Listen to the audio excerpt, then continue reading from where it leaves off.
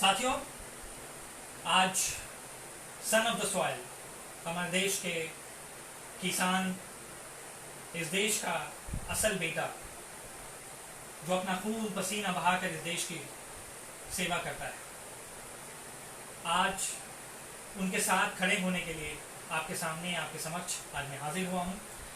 जैसा कि हम सब जानते हैं, आज हमारे देश के सारे किसान भाइयों ने आह्वान किया है भारत बंद का, और उनका समर्थन करने के लिए, उनके साथ खड़े होने के लिए हम सारे लोग, अखिल भारतीय परिवार पार्टी के सारे लोग, मैं फरहाद मलिक भारतीय, अखिल भारतीय परिवार पार्टी का पश्चिम बंगाल का राज्य सलाहकार सदस्य होने के नाते और यहाँ का महासचिव होने के नाते आज आपके सामने आया हूँ।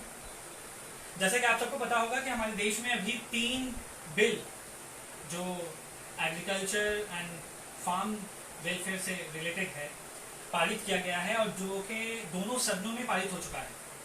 वो लोकसभा में पारित हो चुका है, पास हो चुका है, और राज्यसभा में भी उसे पास कर दिया गया है। तो सबसे पहले मैं आपको उन तीनों बिलों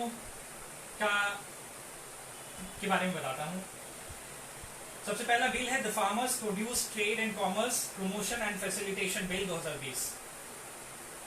दूसरा है the farmers empowerment and protection agreement of price assurance and farm services bill 2020। और तीसरा the essential commodities amendment bill 2020।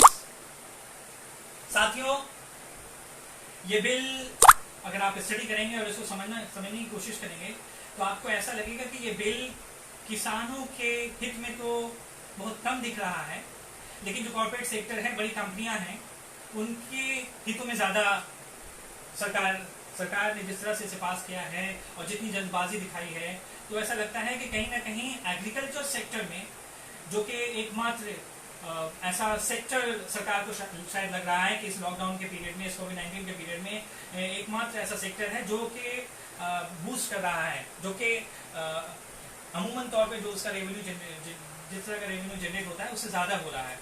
तो अब एग्रीकल्चर सेक्टर को भी कैसे प्राइवेटाइजेशन, कॉर्पोरेट सेक्टर को वहां पर हावी किया जाए, कॉर्पोरेट सेक्टर को कैसे वहां एंट्री दिया जाए। मुझे तो ऐसा ही लगता है कि जैसे ये इस बिल को के लाने के पीछे मकसद यही है कि बड़ी बड़ी कंपनियों को, बड़े बड़े कॉर्पोरेट सेक्टर्स को एग्रीकल्चर सेक्टर में कैसे एंट्री दिया जाए। ये एक आसान रास्ता निकाला गया है, क्योंकि किसी भी तरह से ये बिल किसानों के, हमारे देश के किसानों के हित में नजर नहीं आता है, और इसीलिए हमारे देश के सारे किसान भाई आज विरोध में खड़े हैं, इसका विरोध कर रहे हैं, इस बिल का विरोध कर रहे हैं। और सरकार चूंकि बोल रही है कि एमएसपी जारी रहेगा, अभी अनाउंसमेंट भी हुआ है कि नेक्स्ट कमिंग का जो रबी का है उसका एक हफ्ते में अभी अनाउंसमेंट करने वाली है सरकार, और एमएसपी जो मिनिमम सपोर्ट प्राइस होता है, लेकिन सिर्फ आश्वासन देने से, आपके बोलने से तो वो गारंटी नहीं मिलती है ना किसान भाइयों को। सच में अगर आपको एमएसपी बरकरार रखना था और इस एमएसपी को चालू रखना था, तो आपको इस बिल में एमएसपी की बातें लानी चाहिए थी, इस बिल में उसको जगह देना चाहिए था। आप बातें करके, सिर्फ बोल के ये हमारा ये ट्रस्ट नहीं गेन कर सकते, हम आप पे भरोसा नहीं कर सकते हैं कि ये ऐसे ही जारी रहेगा। दूसरी बात, आप देखें कि किस तरह से ये जो अभी एसेंशियल कमोडिटीज एक्ट को लागू किया गया है, जो बिल पास किया गया है, अभी प्रेसिडेंट के यहाँ सिर्फ साइन होना बाकी है। इससे ये एक तरफ तो 2 बिल जो किसानों से जुड़ा है, तीसरा मुझे ये लगता है कि ये ना तो ये सरकार ना तो किसान का हित चाहती है और ना देश के आम जनताओं का हित चाहती है, क्योंकि एसेंशियल कमोडिटीज में जो अमेंडमेंट करने की बात कर रही है, और जो अमेंडमेंट करके जिन चीजों को इस एक्ट से बाहर ले जाया गया है, तो आप देखें उसमें गेहूं भी आ जाएगा, चावल भी आ जाएगा, तेल आ जाएगा, आलू आ जाएगा, प्याज आ जाएगा, जो कि बेसिक नीड्स,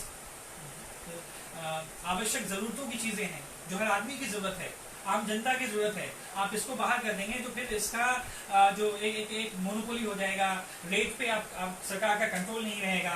तो ये करके आप क्या करना चाहते हैं, मुझे समझ में नहीं आता है। हम इस पर डिटेल्स में बात करेंगे, इस बिल के बारे में बात करेंगे। आज सिर्फ और सिर्फ आपके पास आने का यही मकसद है कि हम सब ये आपको बताना चाहें, पूरे देश को ये बताना चाहते हैं कि आज जो हमारे किसान भाई जिस जो बिल का विरोध कर रहे हैं, ये बिल्कुल जायज़ है। हमें भी लगता है सरकार को इसमें गौर करना चाहिए, इसके सारे पॉइंट्स को देखना चाहिए। जिस तरह से आप देखें कि एपीएमसी का जो ये है उसको कहीं ना कहीं कमज़ोर करने का, एपीएमसी को भी कमज़ोर करने का इस बिल के में जो भी प्रावधान है एपीएमसी को भी कमज़ोर करने का है, जहाँ पे मंडियाँ फिर बंद हो जाएंगी ना। सरकार एक तरफ बोल रही है, जैसे आप देख लें सरकार या तो फिर अनाउंसमेंट करना इसे आता है या फिर अध्यादेश लाना आता है, लेकिन उसका प्रैक्टिकल इम्प्लीमेंटेशन हो पाएगा नहीं हो पाएगा ये प्रैक्टिकल है। आप उसका बेहतर एग्जाम्पल हमने देखा है, डिमोनेटाइजेशन को देख लें, उसका रिजल्ट क्या आया, जीएसटी को देख लें क्या आया, लॉकडाउन को देख लें क्या आया, आज कितना नेगेटिव रिजल्ट आ रहा है हमारे सामने। इसी तरह से आपने अभी आप बोल रहे हैं कि इनाम इस जो बिल आया है इसमें कहीं ना कहीं किसान फार्मर्स को एम्पावरमेंट करने की आप बात कर रहे हैं। आप सही से अगर स्टडी किया जाएगा तो ऐसा लगता है कि वे फार्मर्स को एम्पावरमेंट नहीं करने की बात की जा रही है, बल्कि उसको कमजोर करने की बात की जा रही है, उसे कमजोर किया जा रहा है। कॉन्ट्रैक्ट फार्मिंग की बात की जा रही है इस बिल के तहत। कॉन्ट्रैक्ट फार्मिंग में आप कम से कम मिनिमम 20% तो प्रोडक्शन पर, जो प्रोडक्शन है, जो प्रोडक्ट है उस पर 20% हिस्सेदारी तो किसान की होनी ही चाहिए। वरना आप क्या करना चाह रहे हैं कि किसान को भी अपने खेत की फसल, अपने खेत में उपजी हुई फसल को भी खरीद कर खाना पड़ेगा। मतलब मेरी जमीन है, आप उस पर बड़ी बड़ी कंपनियां उस पर फार्मिंग करेगी, लेकिन जब मुझे जरूरत पड़ेगा तो मुझे भी खरीद कर खाना पड़ेगा। तो सरकार को तो आप कमजोर करना चाह रहे हैं। सरकार को कमजोर करने के लिए ये इस पर सरकार को गौर करना चाहिए, इसमें जो भी प्रोविजंस हैं। सबसे पहले बात कि आप सरकार ये बोल रही है कि हम किसानों के हित में ये बिल ला रहे हैं। तो मेरा एक सवाल है, क्या आप मेरा हित चाहते हैं, मेरा भला चाहते हैं, तो सबसे पहले आपको मेरे साथ राय मशवरा करना चाहिए, मेरे साथ बैठना चाहिए, किसान की जितने भी संगठन है इस देश में उनसे बातचीत करना चाहिए था, और तब आपको किसी कंक्लूजन पे आना चाहिए था। आपने ना किसी से बात की, ना कोई राय मशवरा किया, आपने एक तुगलकी फरमान जारी कर दिया, जो आप अमूमन तौर पर करते आ रहे हैं, आपका हर चीज में यही देखा जाता है। तो आप कब तक इस तरह से चलेगा?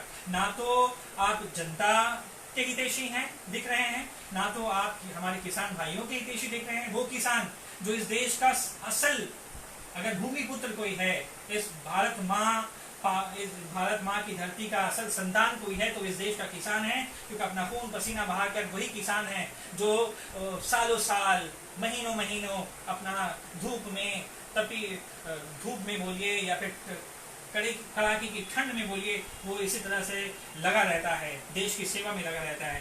सरकार उनके हितों की बात भी नहीं सोच रही है, सिर्फ अपनी मन मर्जी क्या ये चलाना चाहती है। सरकार को कम से कम बातचीत तो करनी चाहिए, सरकार को कम से कम किसानों का उनका पक्ष तो सुनना चाहिए। वो क्या चाहते हैं, वो क्या चाह रहे हैं, क्या उनके हित में है, उनके प्रैक्टिकल मसले क्या हैं, वो किस हालात से गुजर रहे हैं।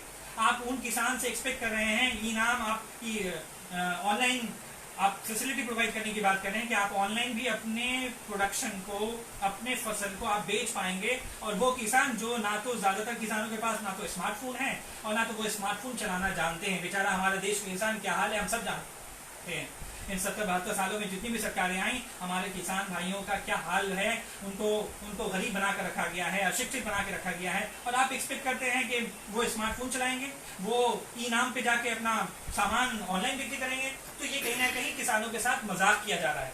आप एक मजाक कर रहे हैं किसानों का क्या हितैषी तो आप नहीं हैं, मगर अगर आप किसान का दर्द को समझते, किसान के सच में आप हितैषी होते तो आप उनसे बात करते हैं, बिल पे चर्चा करते हैं। आपने तो यहाँ तक कि सदनों में भी चर्चा का जो सिलसिला है उसको भी बंद करवा दिया है। तो आप क्या चाहते हैं? कम से कम इनके बारे में सोचें।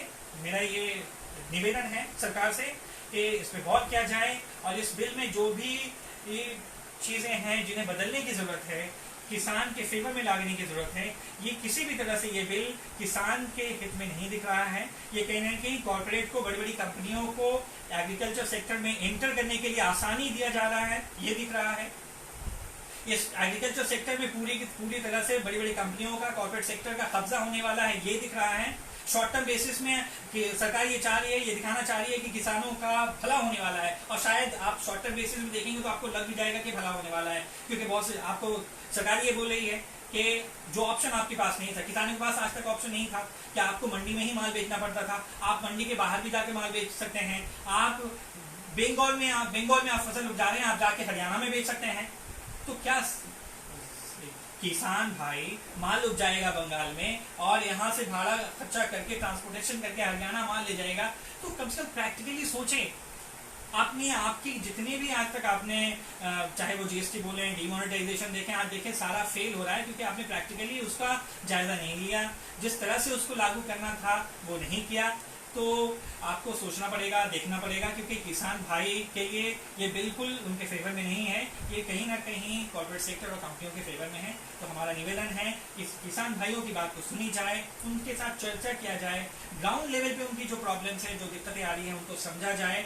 और हम लोगों ने एक कमेटी भी गठन किया है, इस बिल के बारे में हम पूरा स्क्रूटनाइज कर रहे हैं, इस पर स्टडी कर रहे हैं और समझने की अच्छी तरह से कोशिश कर रहे हैं। और फिर डिटेल्स में जरूरत पड़ेगा तो हम सामने आएंगे और बातों को रखेंगे कि इस बिल के थ्रू क्या क्या नेगेटिव पॉइंट्स हैं, क्या पॉजिटिव पॉइंट्स हैं, किसमें इसमें सुधार की जरूरत है, किसमें अमेंडमेंट की जरूरत है।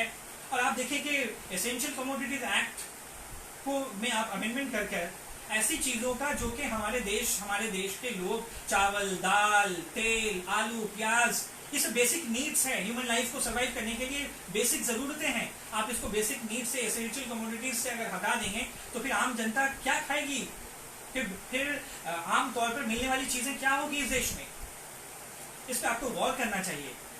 आपके इस फैसले से, इस बिल से यही समझ में आता है कि ना तो ये सरकार किसान की हितैषी है, ना इस जनता की हितैषी है। तो फिर ये सरकार क्या चाहती है, ये सरकार को खुद सोचना होगा, क्योंकि मुझे ऐसा लगता है कहीं ना कहीं सरकार खुद कंफ्यूज है। तो सरकार को गौर करना चाहिए। सरकार में बैठे जो भी लोग हैं, जो मंत्री हैं, उनको सोचना चाहिए, इस पर एनालिसिस करनी चाहिए और इस पर गौर करना चाहिए कि किसान के लिए क्या बेहतर किया जा सकता है, इसमें क्या चेंजेस की जरूरत है। और आपको अगर समाधान चाहिए तो आपको समाधान भी दिया जाएगा। हम बताएंगे आपको कि क्या क्या इसमें चीजें हैं जो जिसको आपको बदलने की जरूरत है, किसान के फेवर में लाने के लिए आपको क्या क्या करने की जरूरत है। तो इस पे गौर करें, इस पे देखें और इसके बारे में सरकार सोचे। हमारा ये निवेदन है। मैं फरहाद मलिक भारतीय, अखिल भारतीय परिवार पार्टी का राज्य सलाहकार सदस्य पश्चिम बंगाल और यहाँ का महासचिव होने के नाते सरकार से ये निवेदन करता हूँ कि इस बिल पर गौर करें और इसमें जो भी आवश्यक जो भी